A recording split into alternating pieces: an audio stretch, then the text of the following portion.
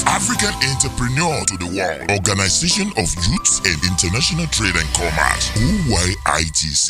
Are you a creative owner, entrepreneur, or a business owner of all kinds? It is time to let people know what you are doing. For membership registration, go now to www.oiitc.com to register $50 for corporate and $25 for an individual. Trade show registration $500 for executives and $300 for basic. Oiitc, Houston 2022. This month, 25th to 30th of July 2022. Time 9 a.m. daily. Venue Expo Event Center 151528 Balear Boulevard, Houston, Texas 77083. Send your payment to 346-529-5236. Popular African artists will also be present to grace the occasion. Oiitc, Houston 2022. Proudly supported by Nigerian Television Authority, Federation of Agri-Commodity, Afro-Agric Expo LLC, by Niger Initiative, Federal Ministry of Industry, Trade and Investment. For more information, call 346-529-5236. Oiitc, Houston 2022. Come and be part of history. It is Honor Day. Oiitc Houston 2022 Trade Show and Exhibition of African Entrepreneur to the World, Organization of Youths and International Trade and Commerce. Oiitc. Are you a creative owner, entrepreneur, or a business owner of all kinds? It is time to let people know what you are doing. For membership registration, go now to www.oiitc.com to register $50 for corporate and $25 for an individual. Trade show registration $500 for executives and $300 for basic. Oiitc, Houston 2022. This month, 25th to 30th of July 2022. Time 9 a.m. daily. Venue Expo Event Center 151528 Balear Boulevard, Houston, Texas 77083. Sell your 295236. Popular African artists will also be present to grace the occasion. Oiitc, Houston 2022. Proudly supported by Nigerian Television Authority, Federation of Agri-Commodity, Afro-Agric Expo LLC, by Niger Initiative, Federal Ministry of Industry, Trade and Investment. For more information, call 346-529-5236. Oiitc, Houston 2022. Come and be part of history. It is Honor Day. Oiitc Houston 2022 Trade Show and Exhibition of African Entrepreneur to the World, Organization of Youths and International Trade and Commerce. Oiitc. Are you a creative owner, entrepreneur, or a business owner of all kinds? It is time to let people know what you are doing. For membership registration, go now to www.oiitc.com to register $50 for corporate and $25 for an individual. Trade show registration $500 for executives and $300. It's necessary for us to have testimonies. Oiitc, Organization of Youth in International Trade and Commerce, have done a lot to ensure that the non-oil sector is well grown. We want to present to you somebody who is not in the oil sector beyond oil and gas.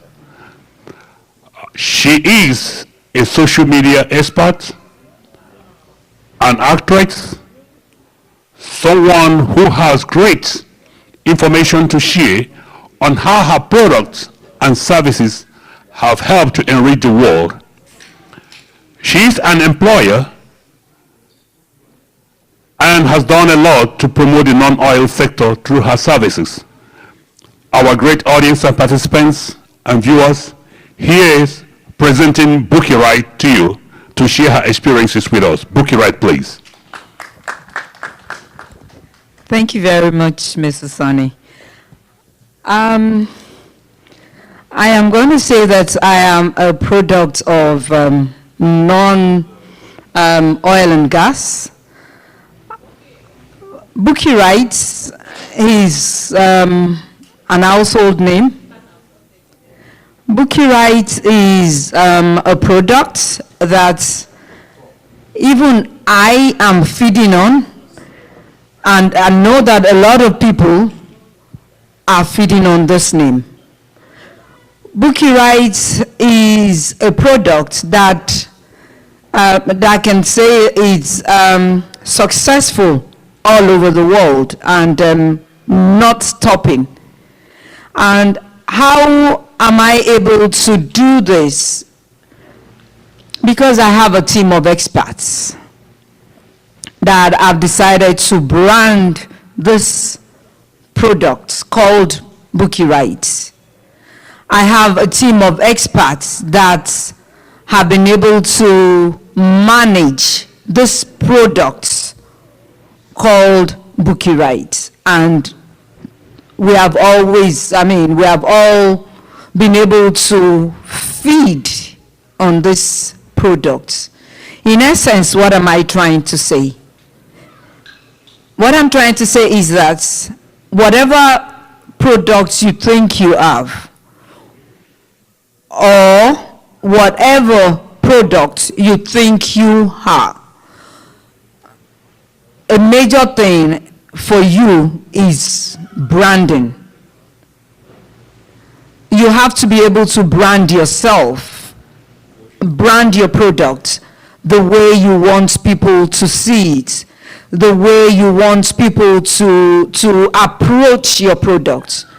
There is a saying in my language. I'm a Yoruba woman, and I'm proud to say that I am, and I'm quite sure that the other tribes of Nigeria, thank God for that country, they have this saying in their own different languages too, that says, "Bí onígbá bá ṣe pé bẹ́ẹ̀ la ṣe máa bá pé."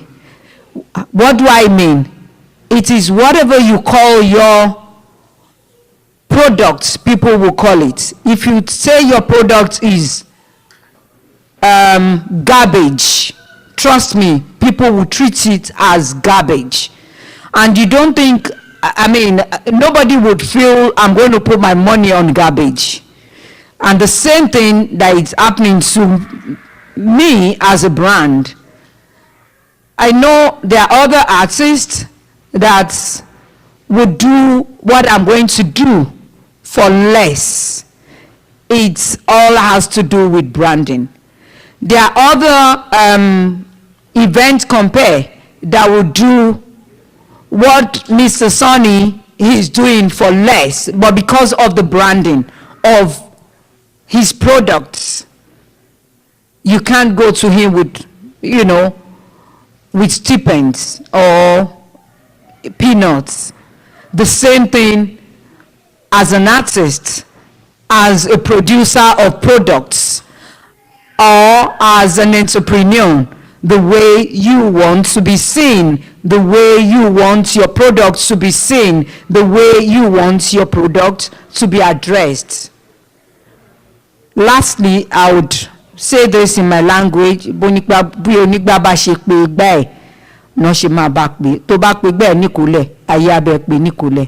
you very much.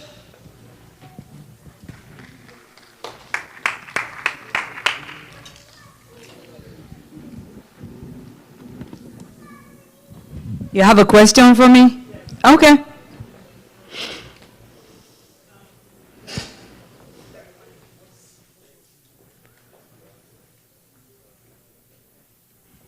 I can borrow you mine. Thank you. My question is regarding people that have face. No, it's okay. Okay. My question is about people that have several companies. As a consultant, I've been approached by many people who have 4, 5, 6 companies, and they have the question of which one do I brand? Okay, so the focus, and as you know, is very expensive, to get the kind of branding that you want. Now, if you have 6 different companies and you have to spend all this money on each of them, what is the real value that as an entrepreneur, what do you really get? And how do you go about it in making sure that the one brand or the several brands are out there doing what they're supposed to be doing? In every business, prioritization is key. In every business that you do, you want to prioritize whatever products or whatever service you are doing. It's not easy for you to be able to brand everything at the same time, but once you're able to prioritize it, you would know which one comes first, which one is providing providing to take care of the rest. So that way, you know that that one that is taking care of the rest of the businesses is the one you want to put first. And as you go along, you don't say because this is the one that is providing or taking care of the other businesses and you neglect the other ones. You can start bit by bit in, branding those the ones that you feel are little as well. But the bottom all, prioritize which one you want to start with, and at the same time making sure that you don't even get yourself in a business that you cannot be proud of. It's as simple as that. Thank you. I hope that answers your question. Yes, thank you. You're welcome. Do I have any more questions? Any more questions from the audience? Oh. Well, thank you, Mr. Sonny, for this opportunity. That was awesome, Bookie Ride. Ladies and gentlemen, you've heard from an actor par excellence, Bookie Ride, and a social media expert, a product of Oiitc, what it means to be in the non-oil sector. There is prosperity beyond other sectors. You can also get involved.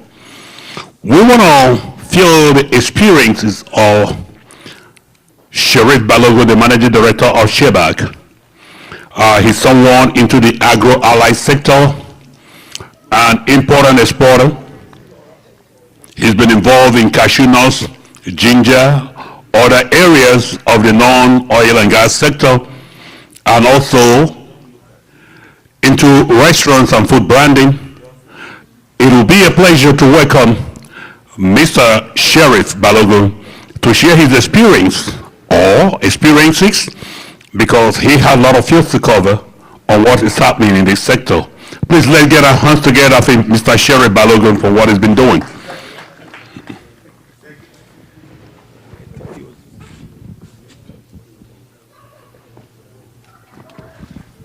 Distinguished ladies and gentlemen, I think it's been a very wonderful program, sharing experiences, meeting with diverse professionals who have excelled in the various endeavors that they are involved with.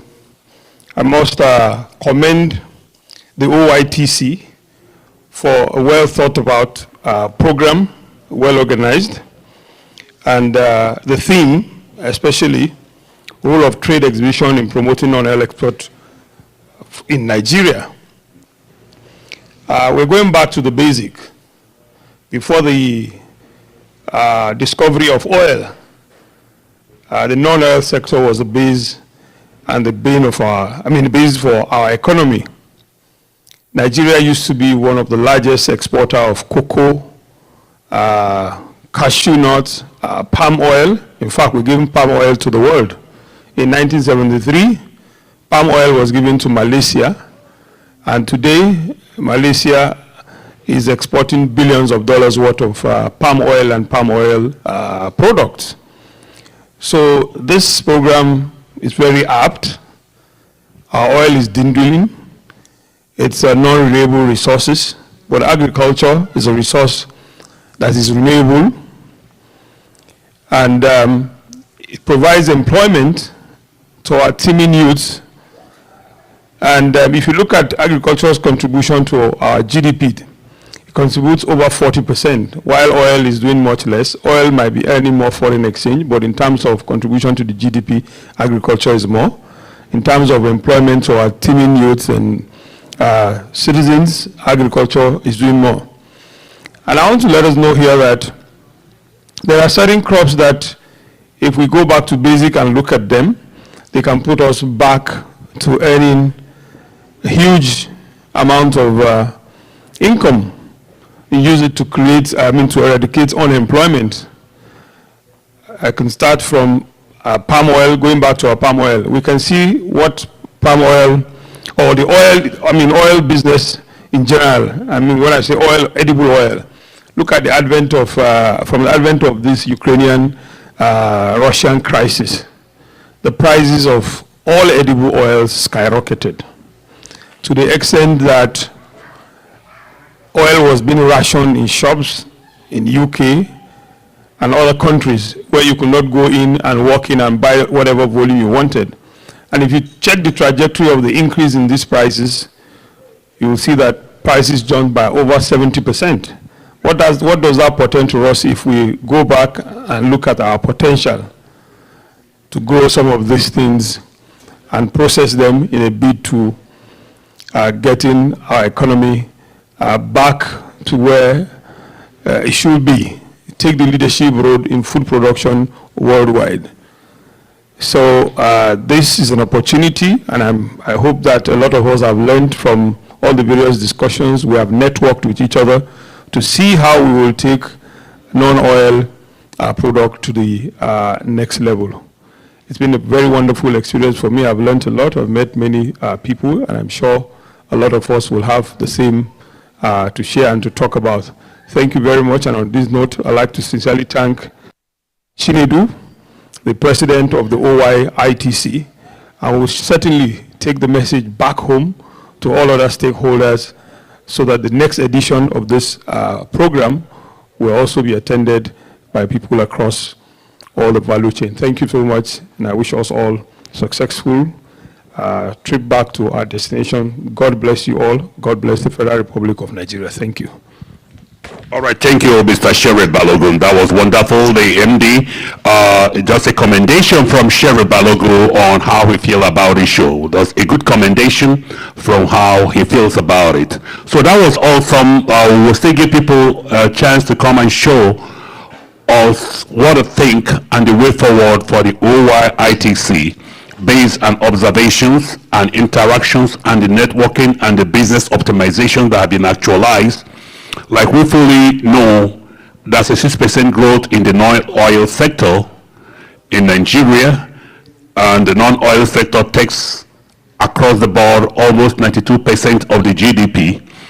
All the speakers, we wanted to have opportunity to share their experience, to tell us what they feel and the way forward. I'll be calling upon Dr. Njideka Kelly to let us know the way forward for Oiitc and how you feel about it. The networking, the new friends you've made, the business opportunities that have been developed, and especially getting women involved in the project of Oiitc, to get them involved, promoting the sector, getting more minorities, more women, youth, to build wealth and on the zone of entrepreneurship.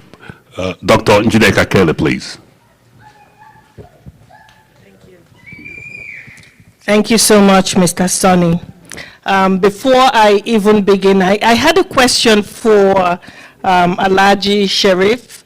I wanted to have you, he did make a comment on agriculture, and he talked about the sort of crops that can actually push Nigeria up again to ensuring that our GDP continues to grow in that sector. You did mention palm oil, and I wanted to know, are there other products, are there other seeds, are there other crops that can actually grow given the topography of Nigeria, and where do they grow?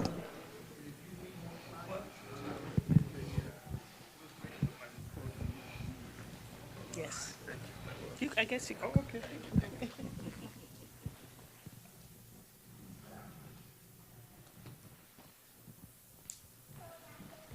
Thank you very much, Doctor. I just mentioned palm oil because it took me back memory lane, and I know that palm oil was, we gave that to the world. I can see so.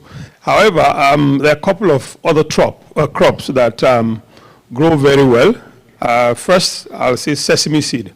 I'm sure we all know sesame seed here. It's sprinkled on most of the burgers that we buy. It's used in confectionaries, used as an oil. Now, Nigeria currently produces about 500,000 tons of sesame seed. And sesame seed is produced across 28 states and counting. Mostly it started in the north, but it's grown now in the middle belt. It's grown down all the way down to south in Cross River, in the southeast in Abia, Ebonyi, Kogi, southwest Oyo, Ondo, Oiitc. So it's a crop that can grow in all of those places. It's one of the easiest crops to grow, and it's one of the most profitable crops. Presently, in the last last five quarters, sesame seed has been the highest non-oil product that gives Nigeria foreign exchange. It used to be cocoa, but sesame seed is #1 now. And it's been a product that's been very consistent in terms of the pricing. The price has not gone down for the past 7 years and counting. So, and I'll give you insights for those who might be interested in even cropping it. On a hectare of land, 1 hectare of land, you need just about 240,000 to grow.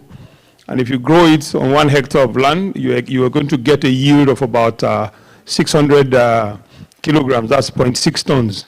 If you multiply that by the current pricing now of about 800, that's 480,000. And you've put in 240. So you see, you're making 100% profit. And this is grown over a period of just 3 months. From from planting to harvest, it's just 90 days. 95 at most for some of the species. So you can see it's very lucrative.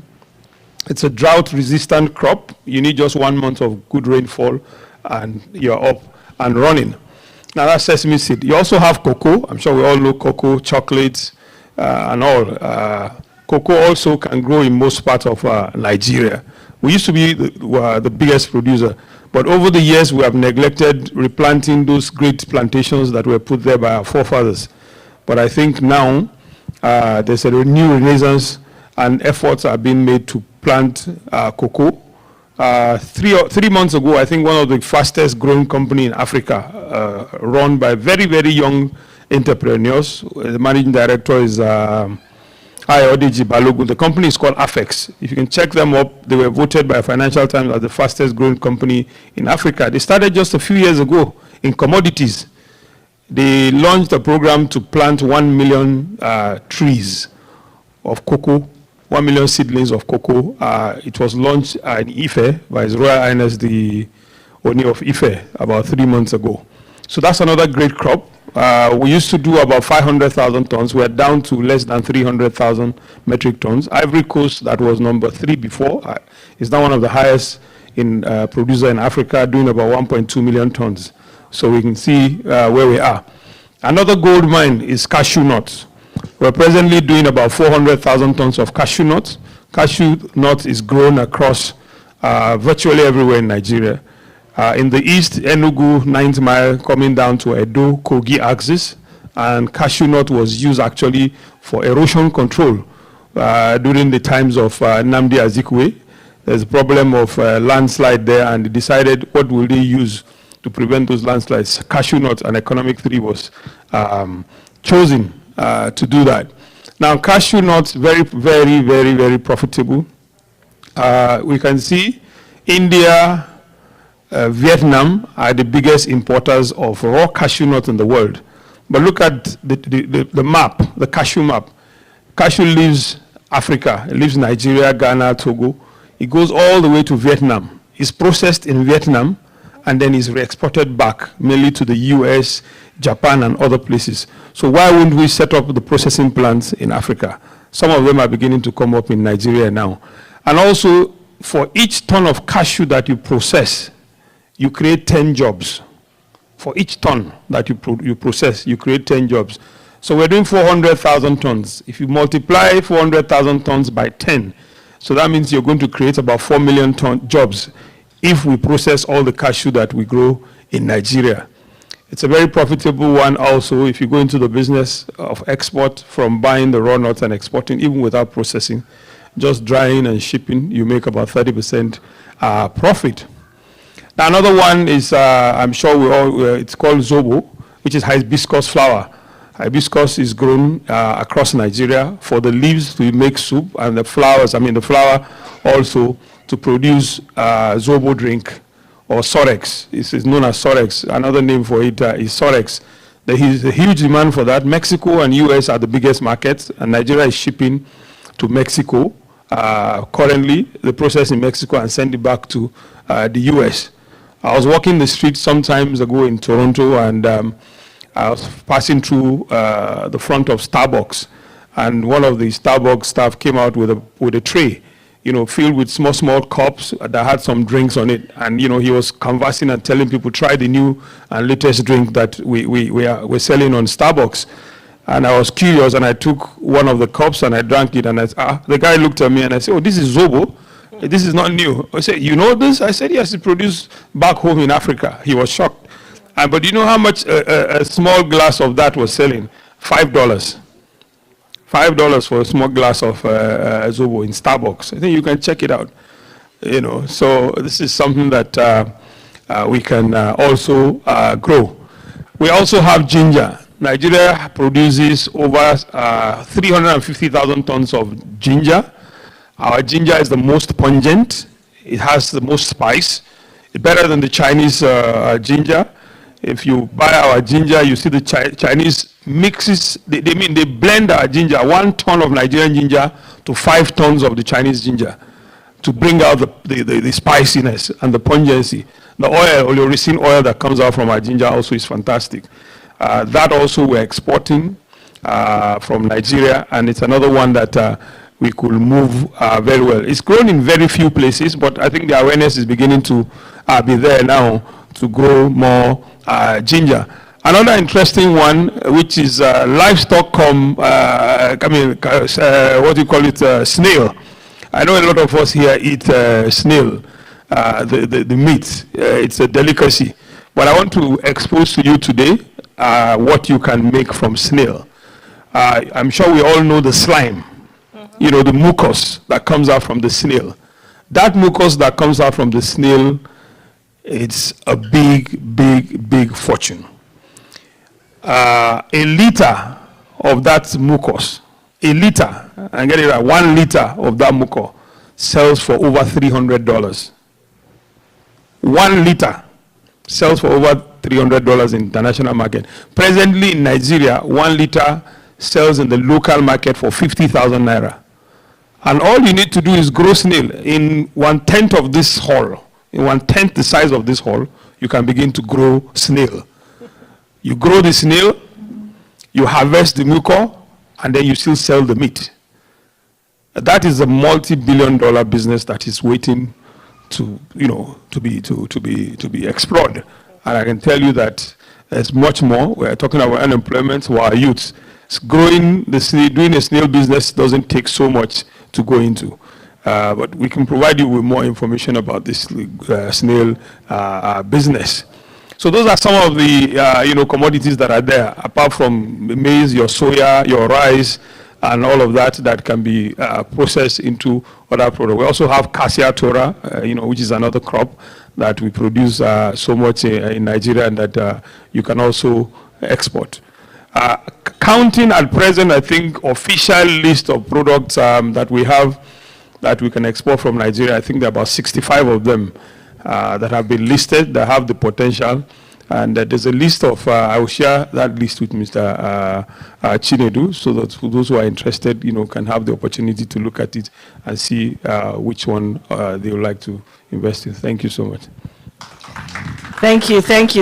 Now you see why I called him back, because the question that our moderator had asked is, what is the way forward for Oiitc? So I needed us to use that as a segue into that discussion. And in that discussion, you see that there's just several opportunity for this non-oil trade. Agriculture is key.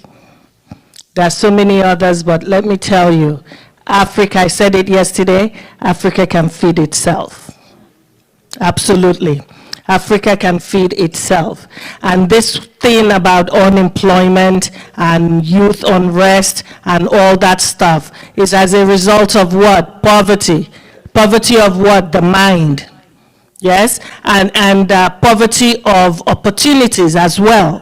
What does that mean? It means that we can find information and the opportunity that we need right here. This is what Oiitc is doing. So as a way forward, Oiitc, I hope you will be keeping a database of all the experts that you are meeting in this conference. There is so much to do for Africa, starting in Nigeria. We can do it. Did you hear that about snail? I mean, some people were just, ooh, snail. But look at that.